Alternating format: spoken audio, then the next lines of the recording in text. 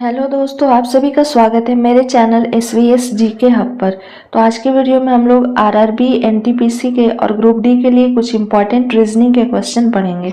ये आने वाले रेलवे के एनटीपीसी और ग्रुप डी के लिए काफ़ी ही इंपॉर्टेंट क्वेश्चन है। जितने प्रीवियस ईयर के क्वेश्चन है इसी का कलेक्शन है इस वीडियो में। ये आपका पार्ट 10 है। इससे पहले 9 वीडियो और अपलोड किए गए रीजनिंग के। तो अगर आप मेरे चैनल पर नए हैं तो वो सारे वीडियो को जाकर एक बार ज़रूर देखें। सारे के सारे एग्जाम पर्पस से काफ़ी इंपॉर्टेंट है। पहला प्रश्न है आज का, उस विकल्प का चयन कीजिए जो कि तीसरी संख्या से इस प्रकार संबंधित है जिस प्रकार दूसरी संख्या पहली संख्या से संबंधित है। अब क्या दिया गया है, 23 और है 529। ठीक है, अब इसका जो रिलेशन किसके साथ, तो 27 का रिलेशन आपको बताना है, यानी कि 23 का जो इससे है नेक्स्ट नंबर में इसका रिलेशन क्या होगा। तो जब हम लोग देख रहे हैं कि 23 का स्क्वायर करेंगे, ठीक है, 23 का स्क्वायर करने से हमें क्या मिलता है, 529। तो हम लोग 27 का भी स्क्वायर करेंगे। तो 27 का जब स्क्वायर करेंगे तो 7 और 7 को गुना करेंगे तो क्या आ जाएगा, 9 आएगा। अब ऑप्शन को हम लोग चेक करेंगे। देखिए एक सिर्फ और सिर्फ एक ऑप्शन वाला आपका कौन है, ऑप्शन ए है। बाकी बी में इकाई के स्थान पर 5 है तो ये भी नहीं होगा, ये भी नहीं होगा, इसके इकाई स्थान पे भी 6 है तो ये भी नहीं होगा। तो ये क्या हो जाएगा, 27 का स्क्वायर वैसे भी क्या होता है, 729। तो अगर आपको स्क्वायर नहीं भी मालूम है तो सिर्फ इकाई की संख्या को मालूम करके और हम आसानी से इसे सॉल्व कर सकते हैं। नेक्स्ट क्वेश्चन है, निम्नलिखित विकल्पों में से असंगत की पहचान करें। क्या है, स्कूटर का क्या है, तो स्कूटर एक वाहन है। त्रिभुज क्या है, एक आकृति का नाम है। वृक्क क्या है, तो वृक्क एक अंग है। फल क्या है, सेब है। अब देखिए असंगत यानी कि ऑड वन आउट का ये क्वेश्चन है। तो स्कूटर तो एक वाहन है, सही है, त्रिभुज आकृति, लेकिन यहाँ क्या होना चाहिए, सेब इस जगह पे होना चाहिए और ये क्या है, फल। तो इस सिचुएशन में क्या कर दिया गया है कि उल्टा अपोजिट आपका दे दिया गया है। अगर ये इस जगह सेब होता और ये फल होता तो ये सारे के सारे एक समान होते, लेकिन यहाँ क्या दे दिया है, फल है और सेब है। जबकि सारे में देखिए पहले जो नाम है वो दिया गया है, यानी स्कूटर क्या है, वाहन है। तो इस प्रकार से सेब क्या होता और फल होता। तो ऑप्शन डी राइट हो जाएगा। ऑड वन आउट में फाइंड करना था तो ऑप्शन डी हो जाएगा। नेक्स्ट है, दोपहर के 3:47 बजे घंटी की सुई और मिनट की सुई द्वारा बनाए गए दो कोणों में से छोटा कोण कितना होगा। काफ़ी इंपॉर्टेंट क्वेश्चन है और इससे रिलेटेड हमेशा एक प्रश्न एग्जाम में पूछे जाता है। तो जब ऐसे प्रश्न आपसे पूछा जाए तो इसे डिटेल में भी हम लोग सॉल्व कर सकते हैं, लेकिन फॉर्मूला होता है थीटा इक्वल टू, इसे आप लोग नोट डाउन कर लीजिएगा। थीटा इक्वल टू क्या हो जाता है, 60h हो जाता है, माइनस क्या हो जाता है, 11m, माइनस 11m/2। ये फॉर्मूला होता है। h से क्या हो गया, आवर, और m से क्या हो गया, मिनट। अब 347 है तो 347 में आवर क्या हो गया, 3 हो जाएगा, और 47 जो है वो क्या हो जाएगा, मिनट हो जाएगा। अब वैल्यू हम लोग बस पुट करके इसका आंसर फाइंड कर लेंगे। 60 का 60 लिख देंगे, h के जगह पे क्या हो जाएगा, 3 हो जाएगा, माइनस क्या लिखेंगे, 11 का 11 लिख देंगे, और मिनट के जगह पे 47 है तो हम लोग 47 लिख देंगे। बाई में क्या हो जाएगा, 2/2 लिख देंगे। उसके बाद हम लोग मल्टीप्लाई करते हैं तो 6 को जब 60 को करेंगे तो क्या आ जाएगा, 180 हो जाएगा, और 47 को 11 से करेंगे तो 47 इंटू 10 470, और उसमें और ऐड करेंगे तो क्या हो जाएगा, 517 आ जाएगा, /2। अब जब इसे माइनस करेंगे तो वैल्यू हमारा माइनस में आएगा, क्योंकि माइनस का जो साइन है वो बड़ा है। तो इसमें आपको कोई फर्क नहीं पड़ता है बड़ा या छोटा से, हम लोग डायरेक्ट इसका आंसर निकालेंगे। जब माइनस करेंगे तो क्या आ जाएगा, 337/2 आ जाएगा। 300 माइनस को हम लोग नहीं लिखेंगे, छोड़ देंगे। अब 237 को हम लोग डिवाइड करते हैं 337 को 2 से, तो राइट आंसर एक बार में लगेगा पहले, फिर क्या हो जाएगा 6, यानी 168 पॉइंट समथिंग आएगा। तो 168.5 ऑप्शन बी में है, तो राइट आंसर इसका ऑप्शन बी हो जाएगा। नेक्स्ट क्वेश्चन है, देखिए ये सारे आपके पैटर्न दिए गए हैं, ये पैटर्न को आपको समझना है।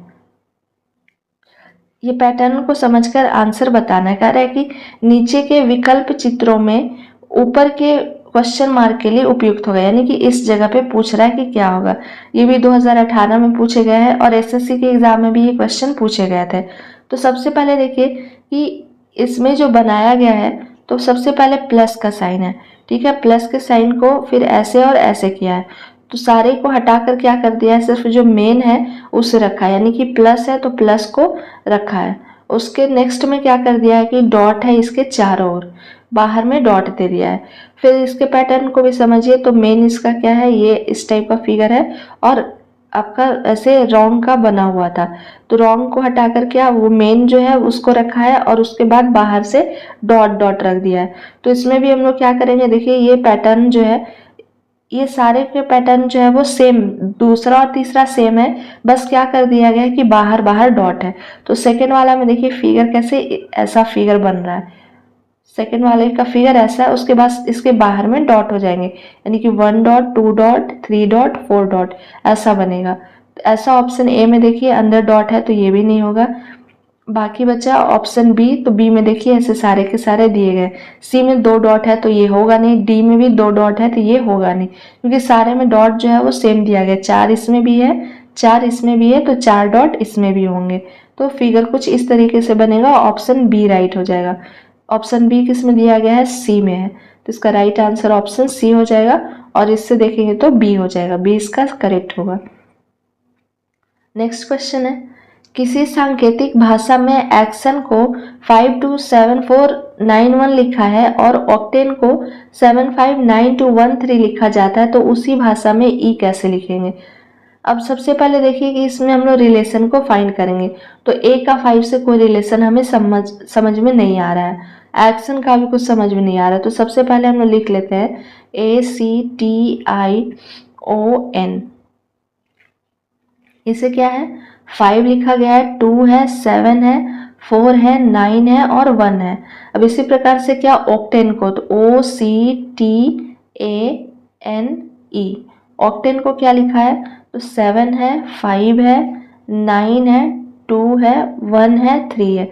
अब इसमें देखिए क्या है कि ये जो नंबर दिए गए हैं वो कहीं ना कहीं से आपस में एक दूसरे से संबंधित है। जैसे कि देखिए ए इसमें भी है, ए इसमें भी है, ठीक है, ये दोनों में ए जो है वो कॉमन है, तो हम लोग इसमें क्या करेंगे कि जो जो कॉमन अंक है उसको पहले हटाते जाएंगे।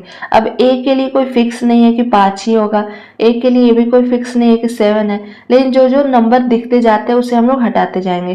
तो ए को चलिए हटा दिए इसमें, और यहाँ ए है, तो ए और ए को मान लेते हैं कि 5 है, क्योंकि हमसे अलग नंबर पूछ रहा है, तो जब सारे के सारे कट जाएंगे तो कोई ना कोई एक सिर्फ हमारा ई ही बचेगा और इसमें कोई एक बचेगा, क्योंकि ये भी 6 है और ये भी 6 है, तो इसमें भी कोई एक बच जाएंगे और इसमें भी कोई एक बच जाएंगे।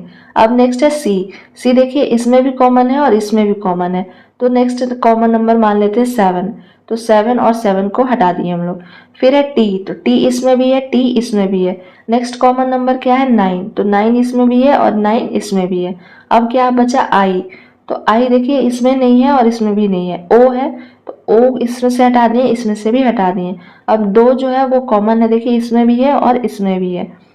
उसके बाद क्या बचा है एन, एन इसमें भी है इसमें भी है, एन और एन को कैंसिल कर दिए।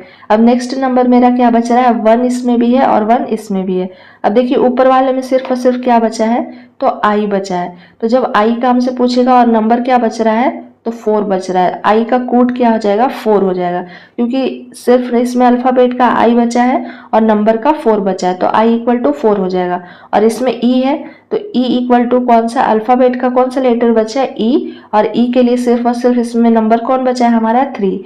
तो क्वेश्चन में हमसे किसके बारे में पूछ रहा है, ई के बारे में, कि ई कैसे लिखेंगे, तो ई इक्वल टू क्या बचा हमारा 3 आया है, तो ई इक्वल टू 3 आपका ऑप्शन डी में है, राइट आंसर इसका ऑप्शन डी हो जाएगा।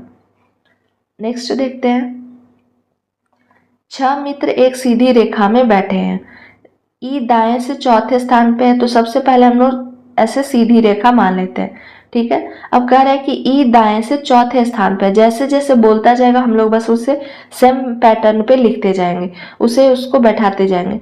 तो ई कह रहा है कि दाएं से, तो ये मान लेते ये है हमारा राइट, ठीक है, ये है राइट, और ये जो है वो है क्या है लेफ्ट।